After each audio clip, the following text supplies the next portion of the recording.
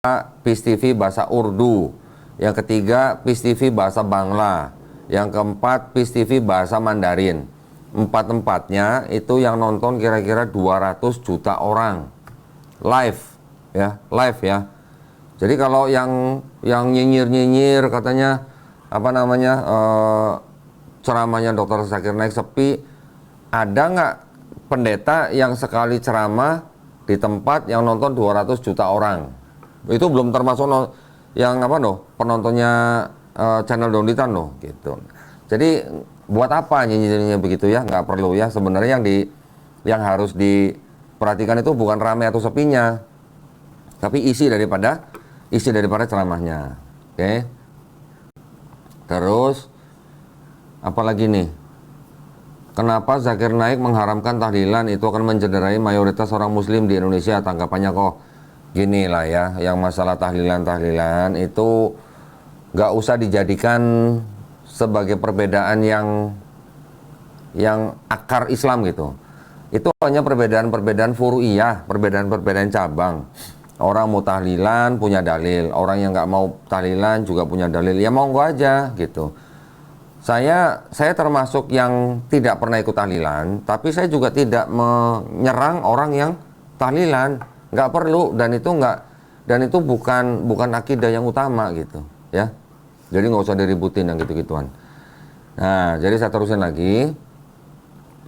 Mungkin pendeta-pendeta yang nyinyir itu mungkin itu mereka hanya mungkin kesel gitu ya hatinya ya, karena ada orang yang datang ke acara yang Zakir Naik, mungkin jemaah dia, mungkin bukan jemaah dia, orang Kristen yang bertanya kemudian bersahadat. Mungkin ya itu ya, jadi mereka merasa mungkin terancam gitu perpuluhannya, saya nggak tahu ya. Tapi yang jelas ceramahnya Dr. Zakir Naik itu selama di Indonesia, di Surakarta, Malang, Bandung, dan Jakarta, saya tidak pernah mendengar Dr. Zakir Naik menjelekkan agama lain gitu ya. Beliau hanya membacakan, menjelaskan apa yang ada di dalam agama-agama tersebut, dibacakan dari kitab sucinya. Jadi bukan menjelekkan agama orang lain. Jadi kalau yang merasa merasa tersinggung atau bagaimana, ya monggo silahkan, kita punya media yang bisa dipakai untuk membantah. Silahkan aja. Semua agama punya hak yang sama, okay? Setiap agama di Indonesia punya hak yang sama. Contoh, orang Islam berhak mengklaim bahwa agama Islam itu adalah agama yang benar, bukan yang paling benar ya. Agama yang benar, agama lain salah. Agama yang lain juga punya hak yang sama. Mereka juga berhak mengklaim agama yang benar, agama yang lain termasuk Islam salah. Itu hak masing-masing ya. Tidak perlu harus misalnya sama-sama klaim agama yang benar terus kemudian harus bermusuhan, enggak ya. Saya tidak pernah mengajak teman-teman muslim untuk membenci orang-orang beragama lain, tidak pernah. Bahkan saya selalu menghimbau kita tetap harus menjaga persatuan dan kesatuan negara Republik Indonesia ya. NKRI harga mati, itu saya ikut ya, itu saya setuju. Cuman jangan melanggar aturan pemerintah yang sudah dibuat. Apa aturan pemerintahnya? Keputusan bersama 2 menteri, Menteri Agama dan Menteri Dalam Negeri nomor 1 tahun 79 ya. Di keputusan bersama itu diatur atau dilarang mensiarkan agama kepada orang yang sudah beragama gitu ya. Jadi beda agama itu tidak harus bermusuhan. Beda agama, beda keyakinan, bahkan dalam satu rumah sekalipun itu masih fine-fine aja. Cuman kita harus saling menghormati, saling bertoleransi. Tapi toleransinya hanya masalah ibadah ya, hanya masalah ibadah, bukan akidah. Jangan mempengaruhi agama lain untuk mengikuti agama kita. Nggak boleh. Di Islam juga kita tidak diajarkan untuk memaksa, merayu, mengiming-imingi, mengancam, bahkan sampai memaksa gitulah ya orang untuk masuk agama Islam. Tidak ada. Di dalam Islam kita mengenal yang namanya la ikraha fiddin. Oke? Ada kita mengenal juga lakum dinukum waliyadin. Jadi teman-teman kalau kedatangan Dr. Zakir Naik dan anaknya, maksud saya teman-teman dari kalangan Kristen, nggak usah mesti baper, nggak usah mesti marah, nggak usah mesti menolak atau bagaimana.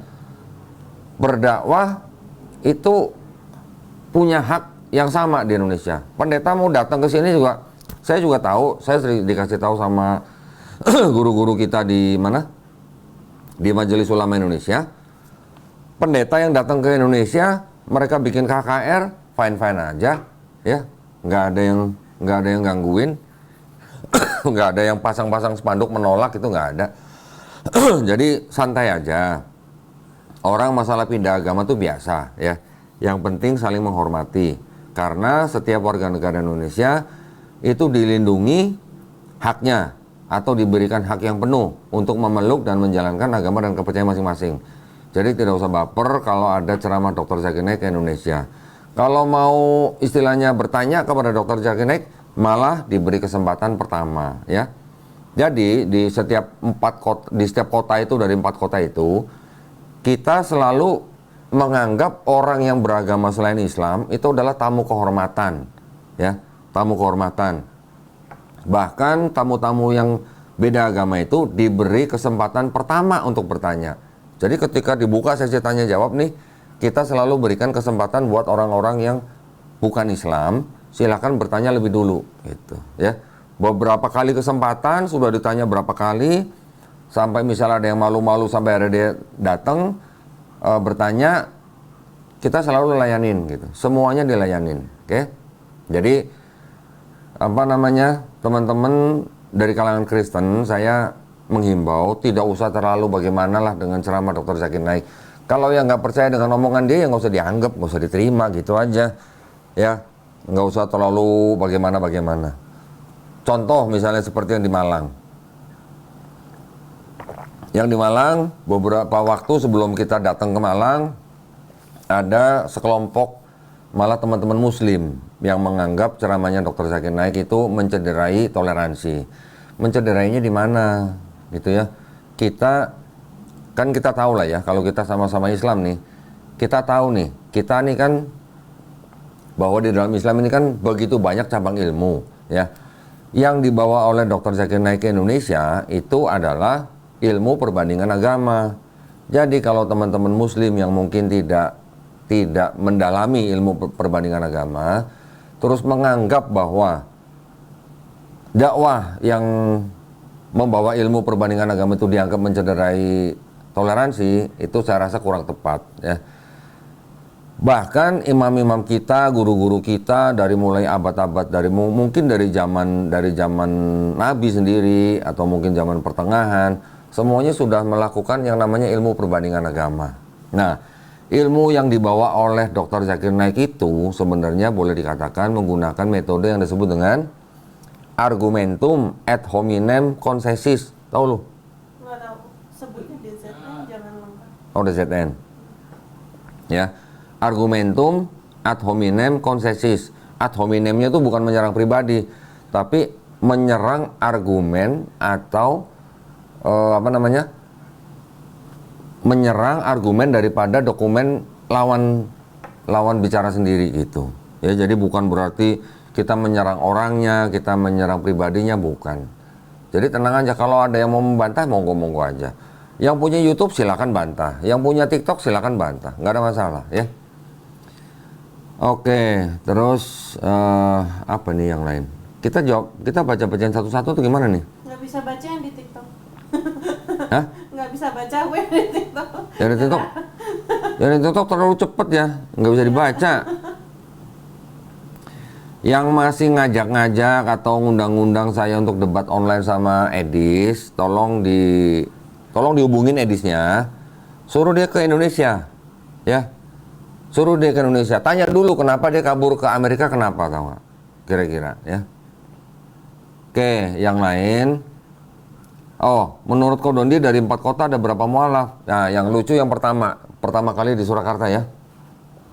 Di Surakarta ada Kristen yang bertanya di depan langsung kepada DZN, tapi nggak ada yang syahadat waktu itu. Tapi ada diam-diam orang Kristen datang ke Surakarta dari kota Malang, ya, dari Malang pergi ke Surakarta nonton hadir di ceramahnya DZN langsung. Terus kemudian dia nggak bertanya, dia malah menghubungi panitia yang ada di situ. Dia bilang bahwa dia mau bersyahadat tapi tidak mau di depan kamera, ya. Akhirnya sama panitia ditanya ke kita bawa ke ruang panitia. Jadi syahadatnya di ruang panitia gitu sama saya. Ya. Habis syahadat, selesai acara, dia pulang ke Malang. Ya, seorang mbak-mbak kalau nggak salah ya. Iya. Belum begitu umur lah. Ada yang begitu, itu di Surakarta. Waktu di Malang, ada yang bersyahadat langsung di depan kamera, ya. Bertanya ke Dr. Zakir Naik, satu dua pertanyaan, kemudian dia bersyahadat. Ada. Malah ada satu, saya ingat ada seorang masih muda, ya, laki-laki, dia bertanya kepada DZN, ternyata dia adalah seorang ASN, ya, seorang pegawai negeri sipil. Kemudian dia langsung bersyahadat di publik gitu. Ada 2 apa 3 orang kalau nggak salah di Malang, ya. Di Bandung kalau nggak salah juga ada beberapa orang. Di Bandung. Di Bandung? Di Bandung ya. Ada 5 apa ya? Soalnya 3 hari yang Jakarta. Iya, yang di Jakarta soalnya kan 3 hari. Nah, jadi kita sebenarnya tidak menargetkan, ya. Kita tidak menargetkan mau berapa orang yang masuk Islam. Karena apa? Karena ceramah ini kan direkam, bahkan ditayangkan di PIS TV, ditayangkan di channel Donditan.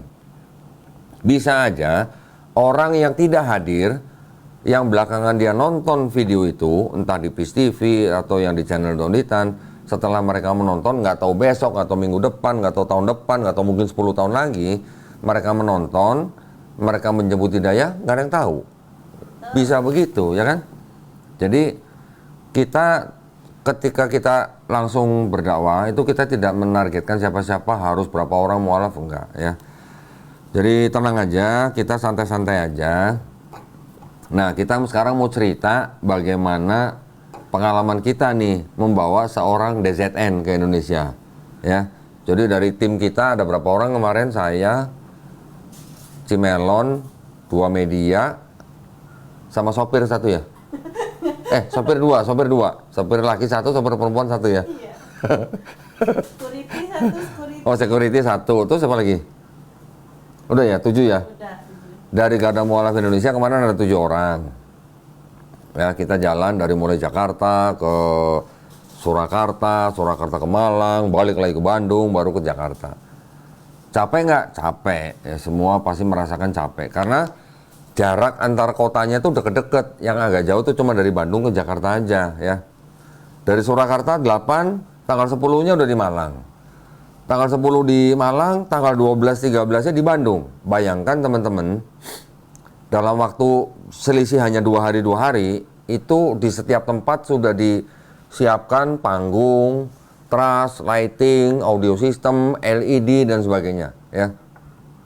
Jadi sebelum kita sampai ke kota yang kita tuju, itu semua mereka sudah mempersiapkan.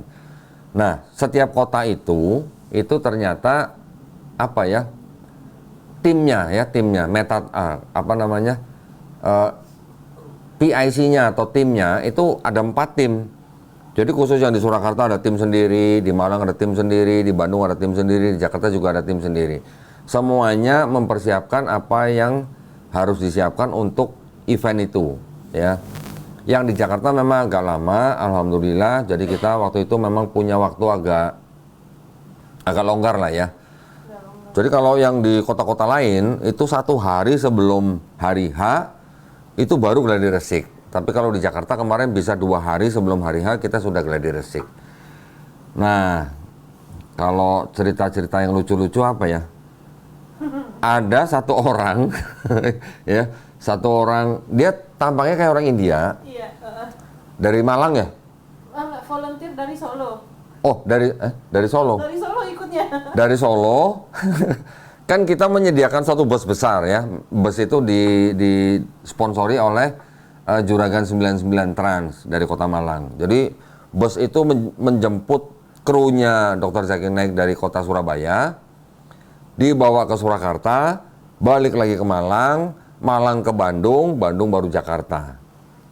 ada satu volunteer dari kota Surakarta, ceritanya dia ngikut bus itu gitu ya. Iya, dia kira itu bus untuk volunteer. Dia pikir bus itu bus untuk volunteer gitu. Jadi dia ikut bus itu dari Surakarta, dia ke Malang, dari Malang dia ke Bandung, sampai di Bandung, ketika check-in hotel, baru ketahuan bahwa dia tuh bukan krunya DZN. Jadi ketika sampai di Bandung, ketika lagi check-in hotel, baru ketahuan, loh kamu siapa? Loh kamu dari mana? Saya dari Surakarta katanya. Jadi ya akhirnya dia pulang dari Bandung ke Solo ya, ke Surakarta. Dari tim Jadi, kiranya itu tim kita. Lo waktu di Malang dia tidur di mana? Katanya masuk ke dalam salah satu kamar krunya DZN.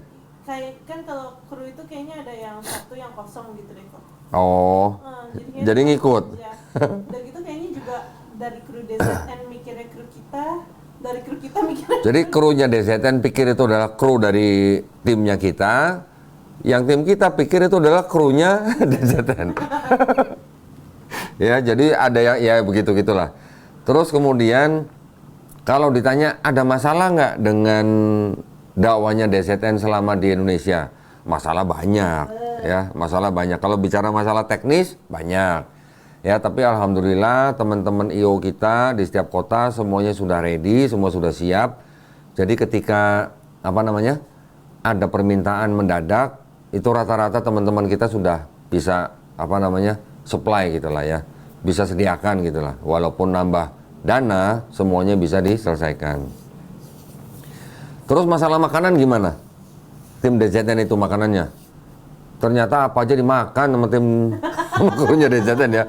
Dikasih nasi uduk dimakan, dikasih nasi goreng dimakan, dikasih pecel ayam juga dimakan ya. Jadi alhamdulillah masalah makanan tidak ada masalah. Terus Yang di TikTok apa? Apa? Yang di TikTok negatif banget. Ya kalau bisanya cuman nulis doang ya terserah lah kalau cuman bisanya nulis ya. Kalau bangganya ilmunya cuman ilmu ngetik-ketik doang ya monggo. Kalau yang mau debat ya ayo gitu ya.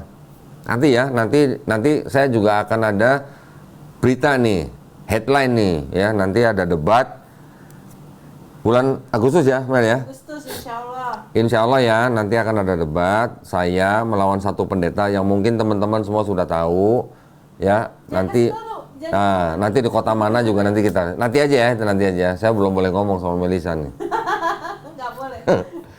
Biar netizen dapat tebak siapakah pendetanya, terkenal juga sih. Ya.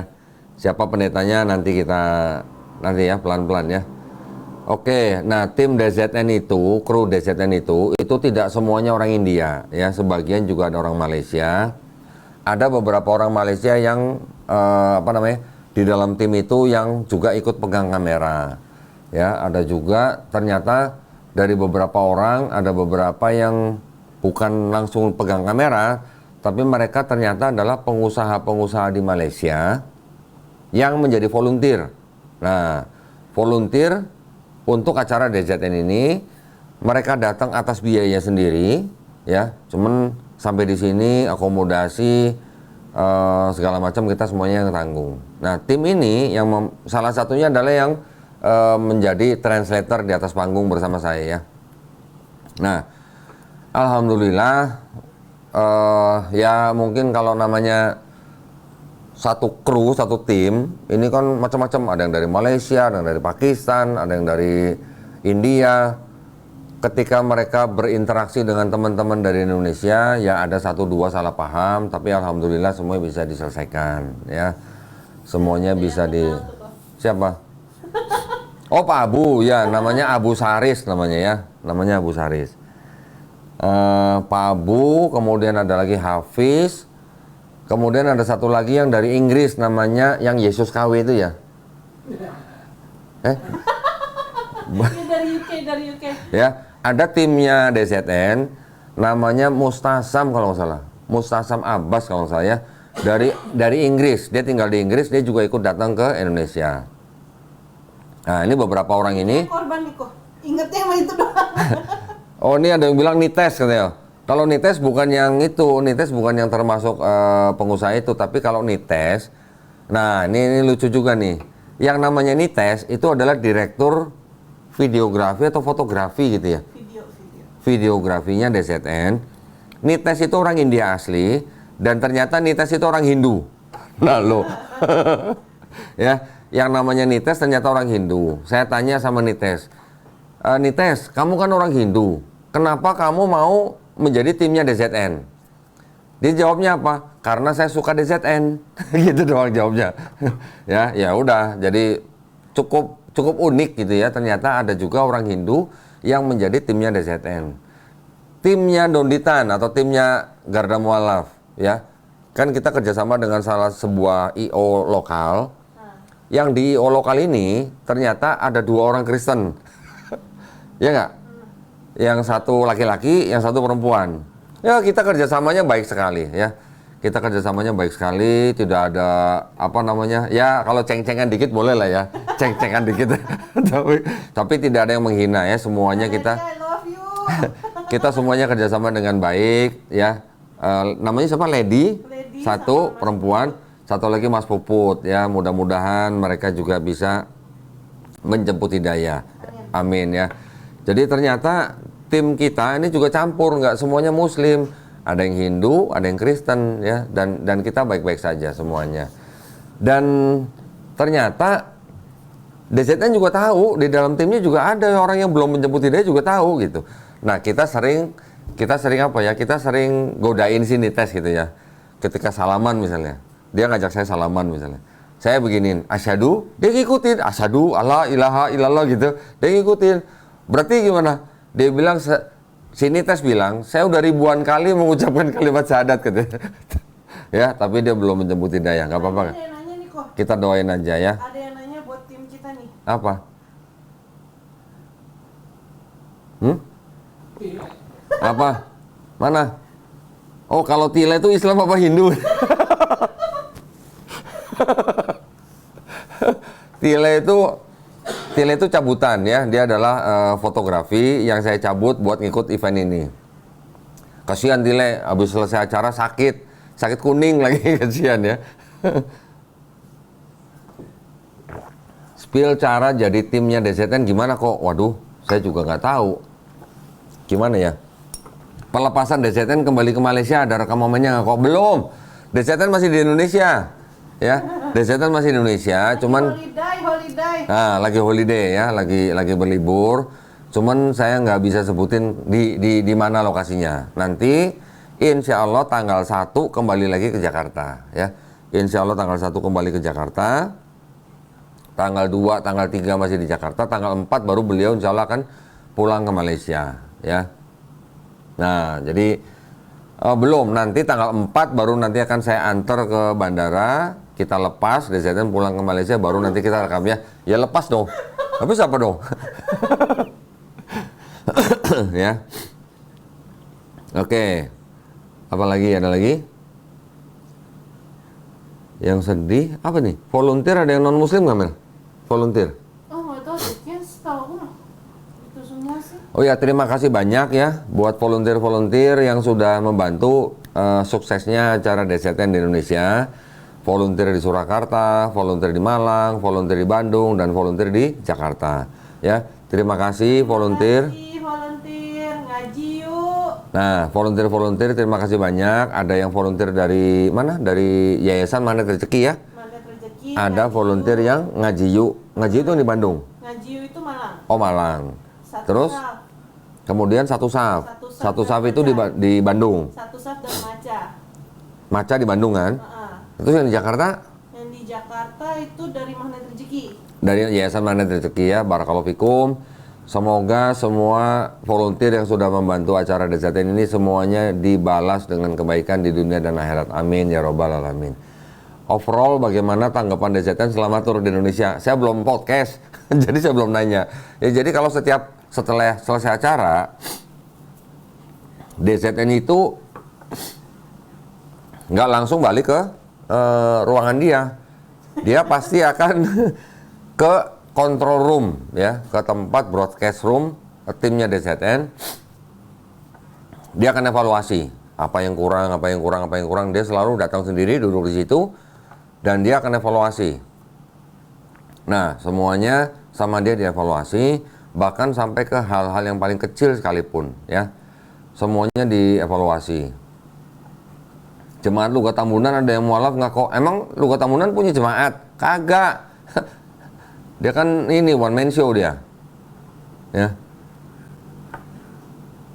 Kenapa nih? Jangan dilihat yang TikTok bos. Yang TikTok susah banget bacanya, cepet banget yang TikTok. Nah, terus ini juga nanti begini, ya. Jadi ada beberapa orang yang sudah datang ke acaranya DZN, kemudian orang ini bertanya kepada DZN dan dia belum sadar waktu itu.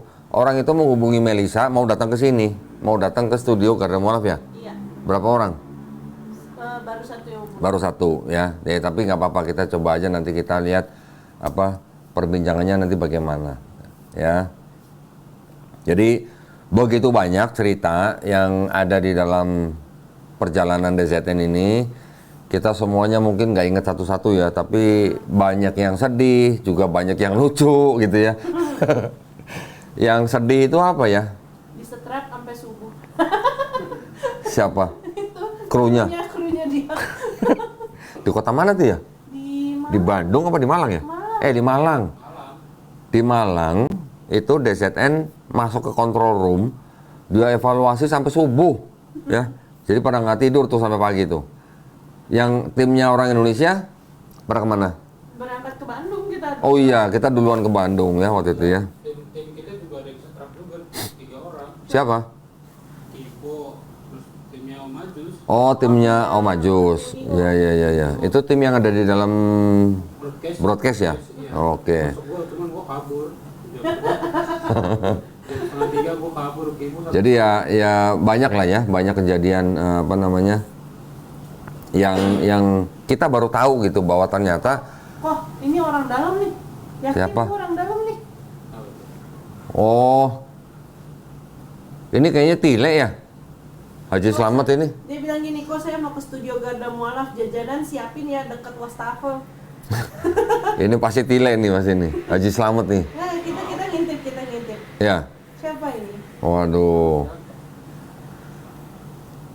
Part of YSS Studio. Nah, pas sama Agim, nah ini saya ceritain nih waktu di Bandung nih. Ini juga apa namanya?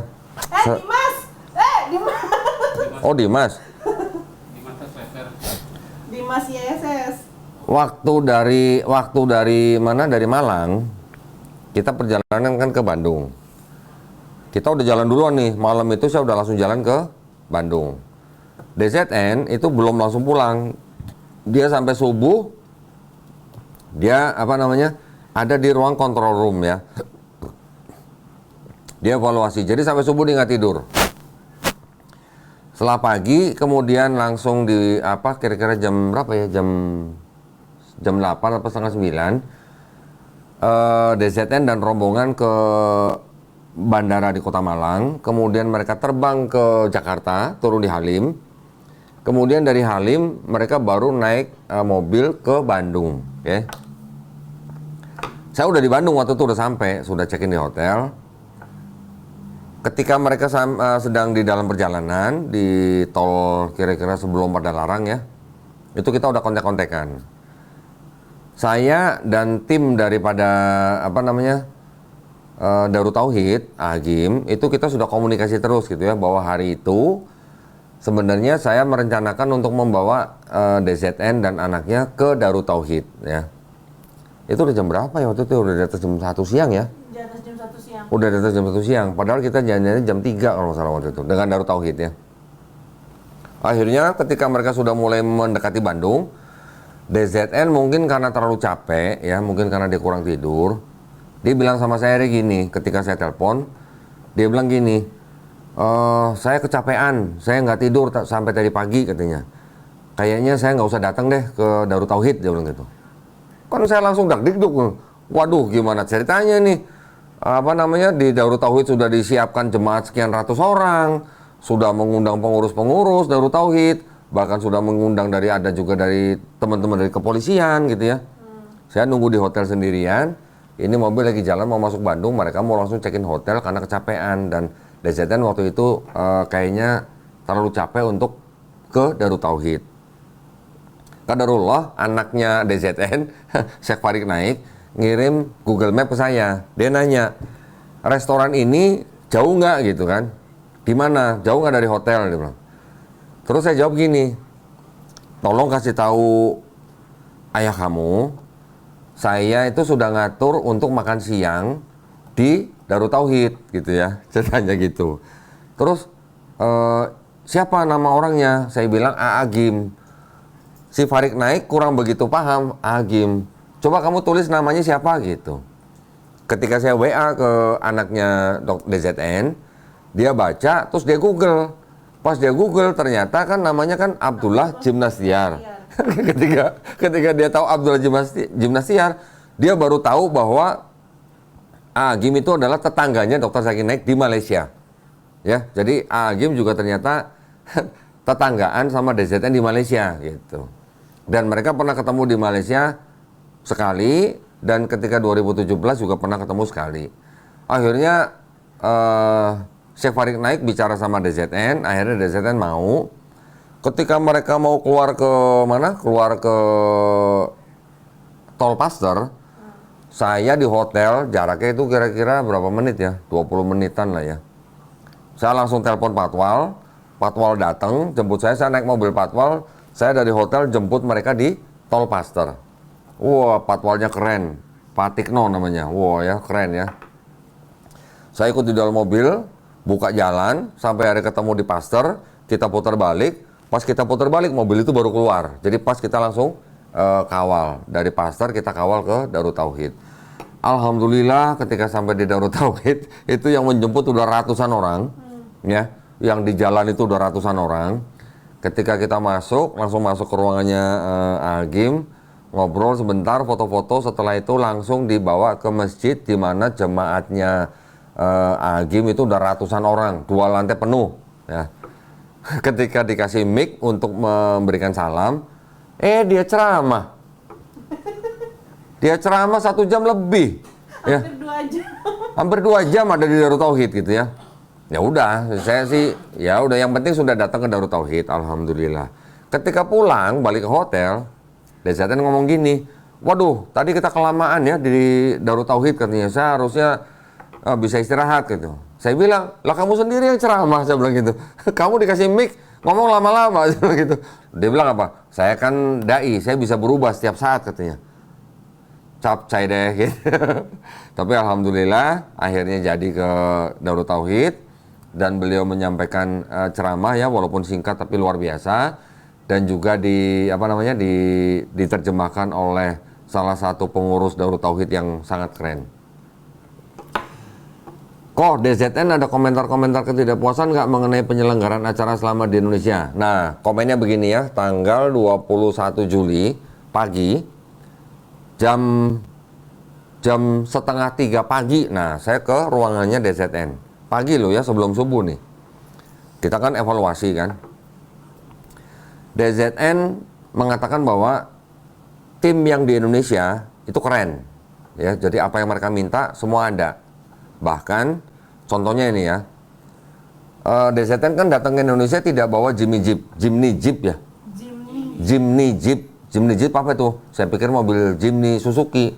Nggak taunya itu adalah apa namanya yang buat kamera, tapi yang ada relnya, dia ada ada kayak semacam lorinya gitu ya, itu bisa mengambil kamera. Yang pokoknya yang batangan beginilah, yang kayak tiang-tiang gitulah.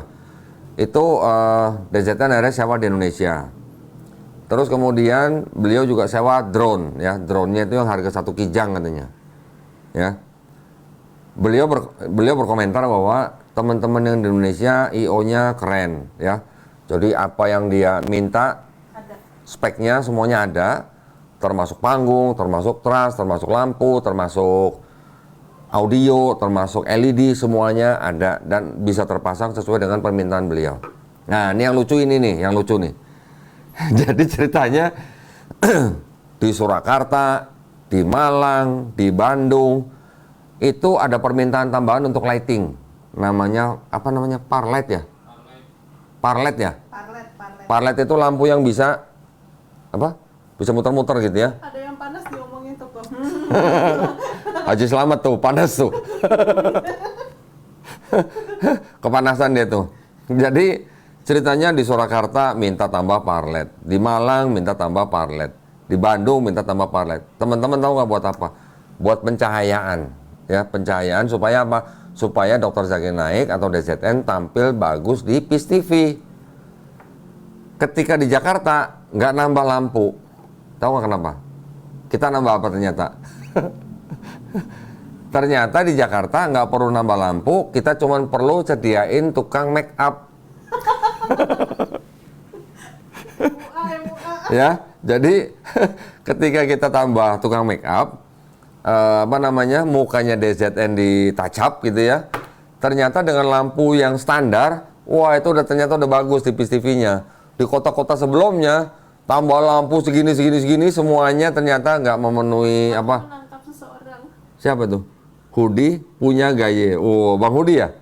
Masya Allah. Nah, terima kasih juga buat Bang Hudi yang sudah menyediakan makanan khas Arabian ya, Arabian buat timnya DZN sampai tim DZN ketagihan. Masya Allah. Ya, jadi ketika ditambah lampu semuanya ternyata itu belum bisa memuaskan DZN. Ternyata memuaskannya pakai apa? Pakai make up gitu, pakai touch up gitu ya. Nah, ya gitu kurang lebihnya seperti itu ya. Jadi semuanya alhamdulillah bisa disediakan di Indonesia. Jadi alhamdulillah DZN ya walaupun mungkin nggak 100% puas, tapi secara umum dia puas ya. Dan dia bilang bahwa apa namanya? Ini pertama kali dia mengadakan tur di sebuah negara ya dari beberapa kota dan semua peralatannya dan apa namanya? Alat-alatnya itu semuanya sesuai dengan standar ya, alhamdulillah. Cuman kalau udah ketawa duluan Mel. Pengen ngumpet rasanya. Cuman, kan begitu banyak, begitu mewah ya kalau teman-teman lihat ya. Semuanya peralatan itu kan semuanya megah gitulah ya. Bahkan kalau kemarin ditambahin lampu yang bisa ngikutin orang jalan, apa tuh namanya istilahnya, wus atau apa gitu. Wah, kalau udah tambah itu, udah kalah itu konser Blackpink, kalah udah tuh. Ya, jadi semuanya peralatan, perlengkapan semua canggih-canggih dan megah, tapi itu butuh biaya yang banyak. Nah, jadi sampai sekarang ini belum lunas ceritanya nih ya. Kita ini sekarang sedang juga masih mengumpulkan donasi untuk melunasi teman-teman di setiap 4 kota itu untuk tagihan-tagihan mereka. Nah, jadi sekali lagi ini ya, walaupun acaranya DZN sudah selesai di Indonesia, saya masih mengajak teman-teman ya yang mau ikut membantu perjuangan dakwahnya DZN dan Donditan di dalam acara DZN Visit Indonesia 2025 yang tagihan-tagihan vendornya belum lunas, silakan. Ya, silakan yang mau yang mau berdonasi, ikut berdonasi bisa ke bank apa? Nggak boleh sebutin nama bank ya? Tuh barcode-nya barcode. Nah, itu tuh ada barcode tuh. Ini barcode nih. Ini barcode di atas nih ya. Ini adalah bentuk kepedulian kita buat dakwah ya. Jadi jangan dilihat dari komersil. Ini tidak ada sisi komersilnya. DZN datang bawa peralatan sendiri, dia juga nggak mau dibayar ya. Dia tidak ada kafalahnya, tidak ada amplopnya. Jadi yang kita sebagai tuan rumah, kita mencari donasi, kita mencari vendor, kita menyediakan tempat untuk berdakwah. Kita semua ini adalah bagian daripada dakwah. Oke, teman-teman ya, yang peduli dengan dakwah, yang punya perhatian untuk dakwah, silahkan mengirimkan ke sini. Nah ini ya, boleh disebutin nggak sih nomor ini? Nggak boleh? Ya, jadi tolong teman-teman yang mau ikutan berdonasi silahkan ke sini. Yang nulis ujung-ujungnya duit, silahkan nyumbang. Kalau nggak mau nyumbang, sudah silahkan ya. Tidak ada paksaan di sini. Soalnya kita nggak nyamperin Edis, kalau mau suruh dia ngundang kita, bayarin tiket pesawatnya Ko Dondi. Kita aja di sini ngebayarin pendeta kok yang mau debat. Nah, nanti habis ini kita akan kasih tahu sebuah rencana event yang teman-teman pasti tahu ya. Kalau yang nyinyir nggak mau donasi, ujung-ujungnya nyari duit, emang perpuluhan itu isinya apa kalau bukan duit? Awas kena hate speech lagi. Perpuluhan itu isinya apa kalau bukan duit? Emangnya sayur, ternak, emang begitu? Kan bukan, kan isi duit perpuluhan. Bahkan kalau di gereja gimana? Ya, pertama kolekte, pakai kantong, isinya apa? Duit. Yang kedua nanti tiap bulan ada perpuluhan, isinya duit. Belum lagi nanti kalau ada pembangunan gereja pakai amplop lagi, pakai kantong lagi. Itu ujung-ujungnya duit atau bukan? Bahkan kalau itu bisa dibilang bisnis atau bukan? Bukan kalau itu mah. Itu bisa dibilang bisnis malah sebenarnya ya. Soalnya kenapa? Kalau gereja sepi, gereja itu bisa dijual, bisa pindah gitu. Tapi kalau masjid bisa dijual nggak? Enggak, karena masjid itu didapat dari wakaf gitu ya. Jadi kalau ada yang mau nyumbang ya monggo, yang nggak mau nyumbang ya sudah, nggak usah macam-macam, nggak usah membuka aib sendiri gitulah. Ya. Karena ini kan sebuah event donasi salahnya di mana? Kita nggak nyari sponsor loh ya. Kita ada sponsor nggak? Nggak ada. Sorry ya. Kita jual tiket nggak? Ayo, kita tanya, kita jual tiket nggak? Nggak jual tiket. Coba cari acara dakwah yang nggak jual tiket. Nah, coba ada nggak begitu ya? Kenapa nggak jual tiket? Karena itu dilarang sama DZN. DZN tidak mau datang ke sini. Orang berceramah mau datang bayar dia nggak mau. Ya, jadi semua yang datang semuanya bebas. Bahkan beberapa seminggu atau 2 minggu sebelum beliau datang, registrasi online yang sudah kita buka itu malah ditutup. Ya, jadi semua yang datang free semuanya, tidak ada yang datang. Nah, buat teman-teman yang waktu itu mungkin sudah terlanjur infak sajadah ya, infak sajadah. Nah, ini mohon kesabarannya ya, mohon kesabarannya. Kita masih proses ya, kita masih proses. Nanti insya Allah akan kita kembalikan semuanya. Yang mau tetap minta refund kita akan kembalikan. Nanti kalau sudah selesai ya pelunasan kepada vendor-vendor, saya akan kasih tahu biayanya berapa. Ya, transparan dana yang kemarin dikeluarkan untuk apa saja dan sisa berapa. Tenang saja, semuanya nanti akan saya laporkan ya. Semuanya akan saya laporkan. Bahkan kalau mau diaudit sekalipun boleh. Ya, kalau kita auditnya kan setahun sekali. Tapi kalau teman-teman yang merasa atau curiga dana itu dikemanakan saja, silakan cari auditor, kasih tahu ke kita, audit keuangan kita, Garda Mualaf Indonesia, kita sangat-sangat terbuka. Sangat-sangat terbuka. Saya malah sangat senang kalau ada teman yang mau bawa auditor ke tempat kita. Oke? Jadi nanti pasti akan saya laporkan. Kita nanti akan setransparan mungkin. Masalahnya cuma begini. Ini Yayasan Garda Mualaf Indonesia, ya. Kita punya kegiatan sendiri. Kita menerima donasi sendiri. Ketika kita menjadi penyelenggaranya DZN, ini kan kita harus membuat rekening sendiri, ya, rekening sendiri ini. Ya. Rekening sendiri yang itu silakan diaudit. Mau diaudit sama kantor akuntan publik sekalipun saya malah senang. Yang ini yang rekeningnya punya Garda Mualaf sendiri, ini juga nanti akan diaudit. Tapi yang ini setahun sekali. Kalau yang ini silakan mau diaudit kapan aja. Jadi tenang aja ya teman-teman, semua tenang. Semuanya akan saya laporkan. Terimanya berapa, keluarnya berapa, ke siapa saja. Itu nanti akan kita laporkan semua. Ya, dan jangan kaget ya sama jumlah biayanya ya. Jangan kaget karena ini bukan duit kecil ya. Kalau pendeta ke Indonesia ceramah, ya paling satu tempat berapa sih? Nanti itu loh kok, kelihatan loh 3 minggu itu kita dapat itu. Nah, ini bocoran aja ya, ini bocoran ya.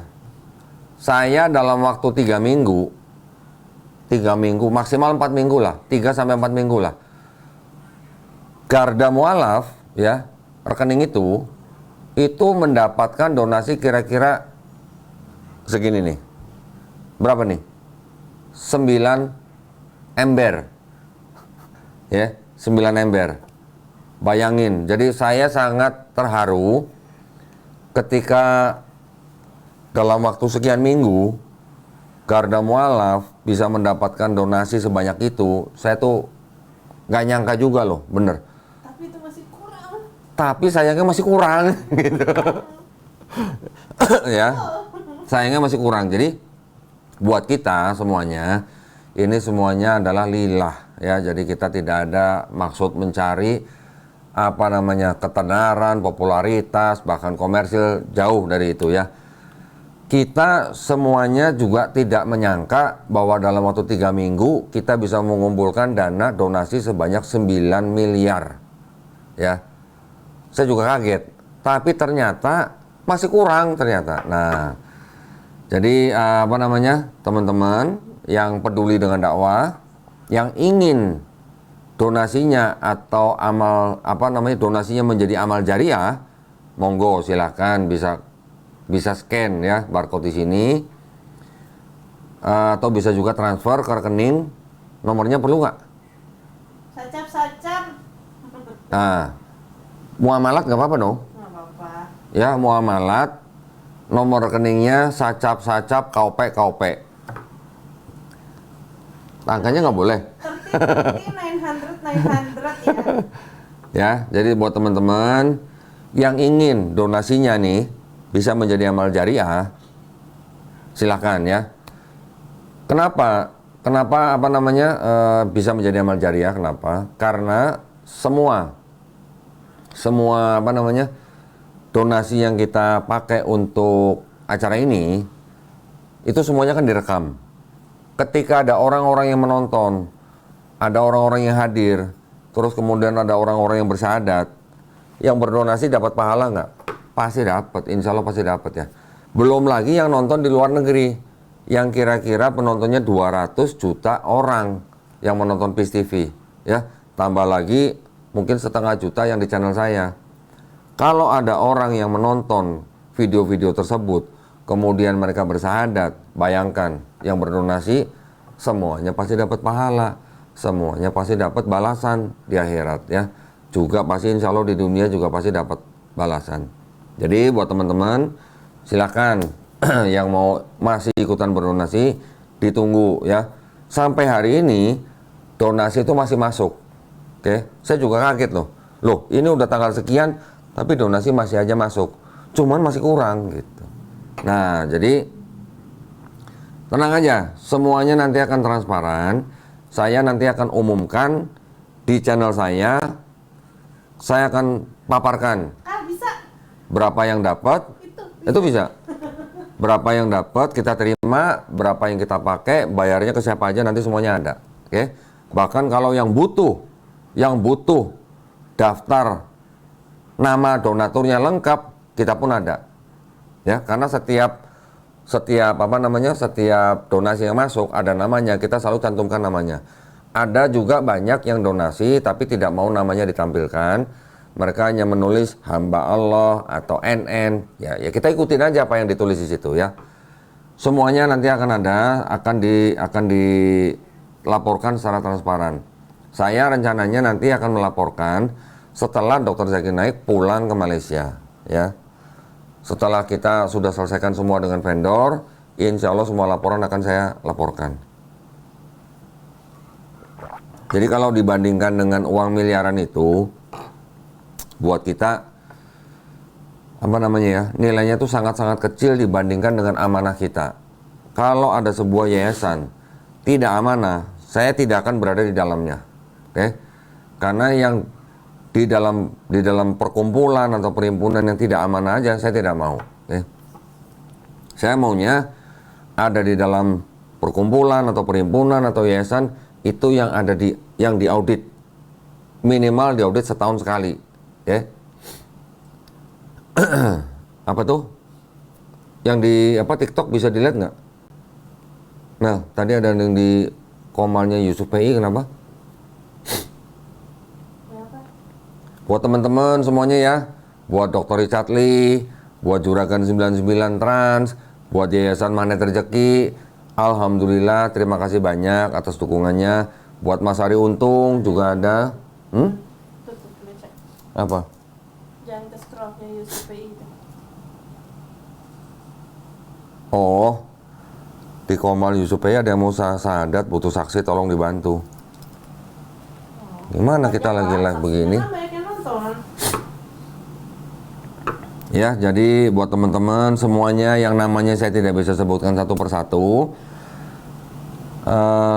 jazakumullah khairan katsiran. Semuanya semoga dibalas dengan kebaikan di dunia dan akhirat ya. Tadi Jangan mau, lupa oh iya, itu. lupa saya. Staf kita, stafnya Yayasan Garda Mualaf itu kan setiap hari input, ya, setiap hari input. Ada yang tahu nggak?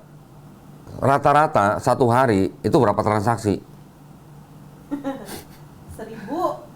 Ya, antara 700 sampai 1000 transaksi per hari loh. Bayangin tuh ya, yang input itu jari-jarinya sampai keriting. Elika sehat. Erlika nonton nggak nih Erlika nih? Oh, Ya? sebut Pak Eri. Oh iya, saya juga ingin mohon teman-teman yang nonton ini ya, juga yang mengikuti dakwahnya DZN Indonesia 2025. Saya ingin minta doanya dari teman-teman semua ya. Tim kita yang dari Yayasan Pembina Mualaf At-Tauhid yang di Surabaya, itu kan YPM At-Tauhid itu kan yang di Surabaya juga membantu kita ya. Karena apa? Karena krunya DZN kan dari Malaysia kemarin kan terbangnya turun di Surabaya. Jadi tim YPM Surabaya juga membantu mereka sampai mereka jalan dari Surabaya ke Surakarta dan seterusnya. Salah satu pengurusnya YPM At-Tauhid Surabaya yang saya mintain tolong untuk apa? Untuk mencarikan mobil ya, mencarikan mobil untuk membawa peralatannya timnya DZN, namanya Eri Sinaga ya. Bapak Eri Sinaga itu dulu juga pernah podcast di channel Daunitan. Beliau ikut dari Surabaya ke Surakarta. Dari Surakarta beliau ikut ke ke Malang. Dari Malang beliau juga ikut sampai ke Bandung. Tapi dari Bandung beliau tidak bisa ikut ke Jakarta. Ya, kenapa? Karena beliau mengalami gangguan jantung di Bandung dan ketika hari pertama ya kalau nggak salah ya DZN di Jakarta ya. Gala dinner kita taunya dia sakit. Atau gala dinner ya? Pas gala dinner beliau sudah sakit. Kemudian kalau nggak salah hari pertama acara DZN di Jakarta, beliau mengembuskan nafas terakhir di kota Bandung. Ya, jadi saya hanya bisa berdoa mudah-mudahan almarhum Eri Sinaga diberikan tempat yang paling layak di sisi Allah Subhanahu wa taala, diampuni segala dosa-dosanya dan juga diterima semua amalnya ya. Mohon teman-teman juga mendoakan teman kita almarhum Eri Sinaga, seorang mualaf yang berjuang juga ya di jalan Allah, membantu Yayasan Pembina Mualaf At-Tauhid Surabaya dan membantu dan berjibaku di dalam rangkaian acara DZN Indonesia 2005. Beliau insya Allah syahid ya. Insya Allah beliau syahid karena beliau meninggal ketika sedang ikut acara DZN 2025 ya. Kita angkat Al-Fatihah untuk beliau ya.